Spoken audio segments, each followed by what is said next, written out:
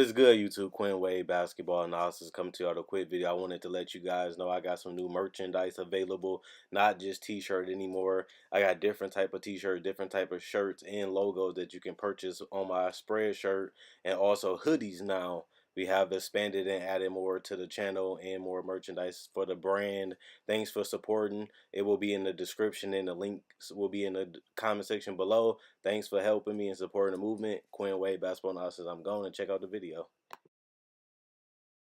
What is good, YouTube? Quinn Wade Basketball Analysis coming to y'all with a quick video. We're going to talk about a trade that happened a couple days ago. I was going to cover it then, but so many things have happened since then. I couldn't really put it out unless I would just be putting it out just to put it out. I wanted to give it some thought. And it's Timothe Luwawu, a guy that got drafted not too long ago. He got drafted 24th by the Sixers, played 2 seasons there, then got traded to OKC, obviously in a trade. And he ended up playing in OKC 21 games. And then he obviously just got traded again for just cash. So the Thunder used him basically to get them closer to being under the tax, which they got a long way to go still. But, you know, they trade Timothe Luwawu in a second-round pick to the Bulls and cash. So, obviously, they had to find a way to get rid of this contract after they traded for him, which he was really just a guy with filler with potential that the Thunder was basically trying out and seeing what he can become and seeing what he can bring to the table. Obviously, it didn't really pan out because they're trading him in a second-round pick just to get rid of his contract in cash.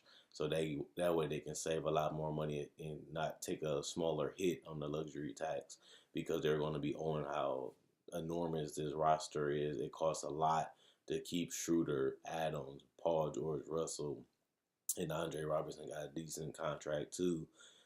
They're trying to shred as much salary as they can, and Luwawu is the guy where, you know, he's a young, intriguing prospect that still has a lot of talent that has been untapped. And I done told you guys this for a long time. A lot of these guys hang around in the league just because of potential. Teams feel like they can fix them. Teams want to try them out. Teams want to see if they just needed a new change of scenery. Some players really do need it.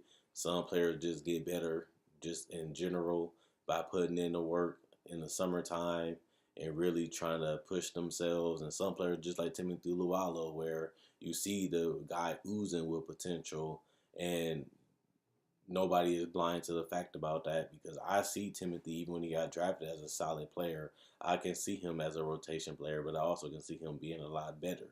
But since he can't really crack a rotation right now, and he can't really get the minutes, it's hard to see what he can really bring to the table on a consistent basis, because every team he done played for, he has gotten under 20 minutes, and he's a legitimate 6'6", 210. And, you know, he only been in the league for 3 years, and he's only 23 years old. He'll be turning 24 this year. So it's more of a wake-up call to him. Like, you turning 24 years old, you almost off your rookie contract, so your contract won't be as cheap. It's either you're going to either have to get a cheap contract, $2 to $3 million, or even like a 2-year, 3 years, $6 to $10 million deal. If a team really wants to take that chance on you and keep you around a little longer on a solid contract that's tradable, then I can see him staying around after his rookie contract. But I think the thing that's really saving him is the fact that he is on a rookie contract, because he's on a cheap contract that's tradable.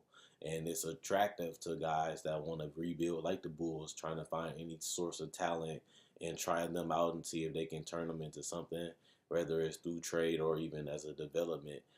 They have Chris Dunn, they have Zach LaVine, they have Lauri Markkanen, Big Bobby Portis, Wendell Carter Jr., and a lot of other players on this roster that has talent. And right now they're just taking anything they can do to get a pick. We have the room, we have the cap space, and we're willing to take on players that we want to try out and see what they got in the tank. We want to see how they are when they get into our environment, when they get around the coaching staff, when they get around other players, and we'll take him for the cash. We'll give you the salary cap to take him on the roster. Give us a pick in return. So even if Timothe Luwawu don't pan out, we still get a second round pick that we can package together to get another player, or we can just continue to swing for a superstar because they got a couple picks this year just by absorbing salary, and in return they was willing to take on contracts to where other teams will really want to do it if they're rebuilding. Right now, the Bulls are rebuilding. They have a bright future, personally, to me, because of the shooting and the floor space and potential and the athleticism and the size that they have. Their ability to go small and go big is another thing that makes them more versatile. They just gotta learn how to win, and that could take a long time, especially when you develop bad habits and the fact that you really can't score consistently, even though you have enough talent to do so. And the coach don't know who to play and who to keep in and who to take out. And Lauri Markkanen hasn't took that leap that we thought he would take going into this year. And you can't say it's because of injury, because he came into the season injured early and he missed a significant amount of time. And I will understand that I say that's true. But other than that, I feel like Timothe Luwawu is going to really have to figure out where he's going to do, because once this rookie contract up, like I said, going back to that point, he might be out of the league, because I don't think too many teams are really going to give him a shot when he really hasn't been a great defender. He really hasn't been a great shooter or even a great spot-up shooter. Yeah, he can do a little, some smooth scoring, and that's what got him into the league.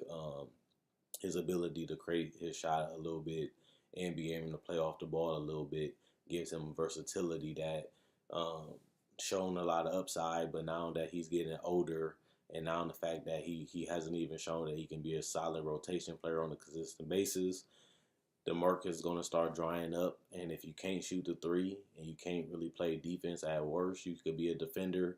But the fact that he's not a great defender and not a great three-point shooter hinders his chance of really getting another contract. I'm not saying his career is over. I'm not saying he's done. Plus, I just said he's 24 years old. So teams going to continue to try him out until he's about 28, 30. And then we'll see if he's really going to be able to improve and take his game to another level, or he's going to always just be a guy that's going to be a bench guy at best, which obviously you don't want to be.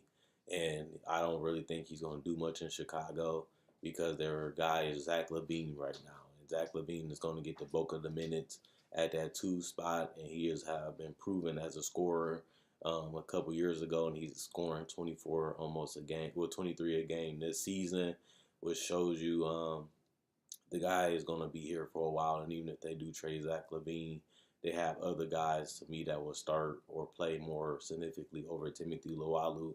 I think this was just to get a young prospect that they can flip, to get a young prospect to get the second round pick, and they will absorb the money to do it. And I think that this is what it all comes down to. You get a pick and a young, intriguing player for cash, that's fine. We'll take the contract. We'll take a pick to take it, and that's a win-win for the Bulls. I said the same thing about Justin Holiday.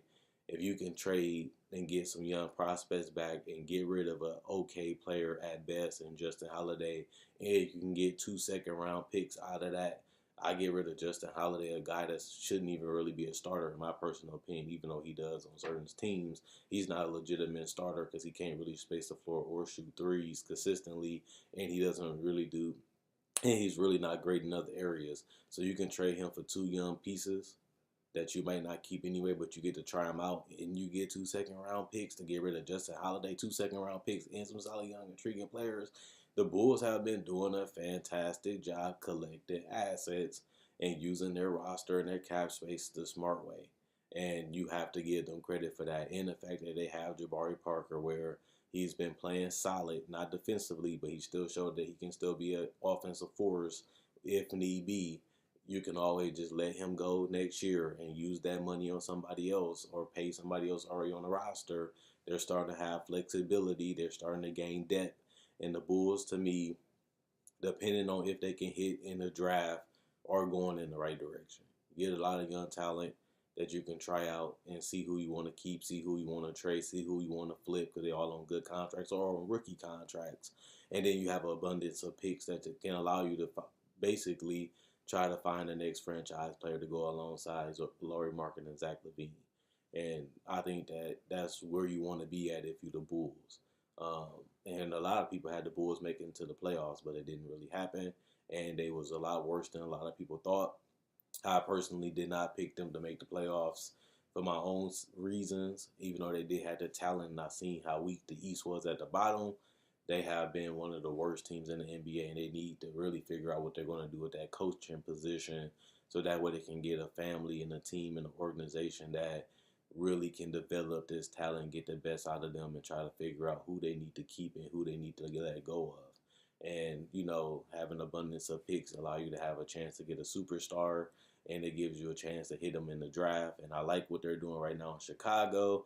Now it's just about either maximizing the trade assets or just trying to get solid players in the draft like they did with Portis and obviously Denzel Valentine and other guys on this roster, and to be able to flick Jimmy Butler for a guy that can average 23, plus you get Chris Dunn and Lauri Markkanen, that help build a solid foundation of, you know, some solid players that can really have huge upside. And right now they're still showing that potential, but they haven't reached it yet. So if I had to tell you, the only thing that the Bulls have to do is either trade in a lot of these assets, or, you know, the best thing that they can do too is, you know, try to hit them in the draft. They have a lot of picks now. They got a bright future if they do it right, and if they can continue to hit, even like I said with Wendell Carter's too, on their draft picks. It's easier said than done. Obviously, you can say that about a lot of teams. Phoenix haven't been able to do it. The Orlando Magic haven't been able to do it. But the Bulls have had a better track history than they have right now. And they have drafted better and got some type of production out of people they have drafted over the last 5 years. To me, it's just about continuing that pace or flipping them into a superstar to help the rebuild go a little faster. If not, you have an abundance of picks, and I think they can continue to do this for the next 2 years. And if they do, maybe they do find that superstar in the draft that they don't have right now. And if they do, that's a win-win. You know, they have really no bad trade to me these last couple months. Even the Justin Holiday trade to me was a win because he's older, and I feel like Timothe Luwawu to try him out and get a second round pick. So all you had to do is give up a roster spot to do that. That's really nothing. So let me know what you guys think. Chicago Bulls fans should be a little bit more excited for their future, because they do have an abundance of young talent and picks, but also they have been, to me, getting the better end of the trades. They're basically giving up nothing and receiving a brighter future in return. Check out my website, analysisplayground.com. Link will be in the description, comment section below. Check out my Facebook page, analysisplayground.com. Link will be in the description and the comment section below. Thanks for watching. Check out my playlists on my other channels. I do NBA trades just like this, buyouts. I also do season previews, NBA breakdowns. I also do NBA tributes to the legends, and I also do Summer League, NBA draft, everything basketball. I try to go 365, and I try to make a video every single day that I can. Quinn Wade, basketball analysis, I'm gone. I enjoy making these videos. You guys enjoy watching. That's why I continue to go. And at the end of the day, let me know what you guys think about Timothe Luwawu, the Chicago Bulls. And if you got something to say about the Thunder, who's trying to shred a lot of cap space as much as they can, let me know about that too. They going in the right direction. They winning, but they don't have enough to win a championship. But they also crippled by the cap space, so they can't really do much. And this helped the last two trades they made help them in that regard. But they're not really gaining talent. They're really losing more talent. But this guy is replaceable. The second round pick, you really don't need that because they're going to pick late in the draft because they're so high in the West. So the second round pick will be late, and it's harder to hit players on that draft. Plus, I mean, the draft with a pick like that. And obviously, Timothe Luwawu, they tried him out. He didn't work.